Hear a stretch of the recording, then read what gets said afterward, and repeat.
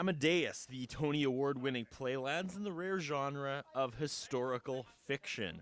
While the main storyline is busy dissecting the complex relationship between Mozart and Salieri, the audience should come prepared to run the gambit of emotions as the events that led to the dramatic and premature death of a musical genius unfold in front of them.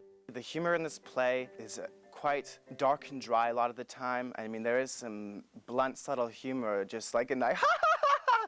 I mean, it's kind of a cringing humor. And then there will be some sad moments, of course.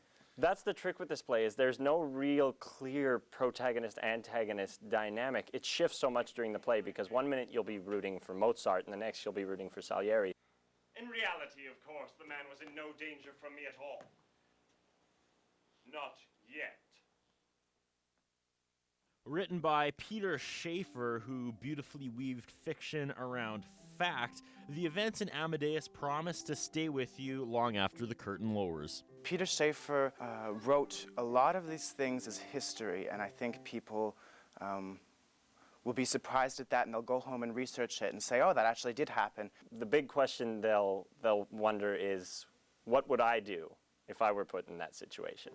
Because at certain points in the play, it turns the focus around at the audience and says, how would you respond if all of these things happened to you? And so I think the audience will be a bit put off balance by it, but not in a bad way, in a very thought-provoking way.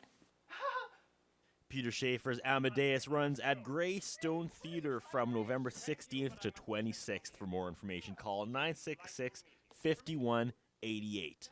It's truly beautiful. It's not just this vain look at 18th century glamour. It's connecting with the divine and how important that was to them, and how each character approaches that differently. Oh! For Shaw TV, I'm Curtis Anderson.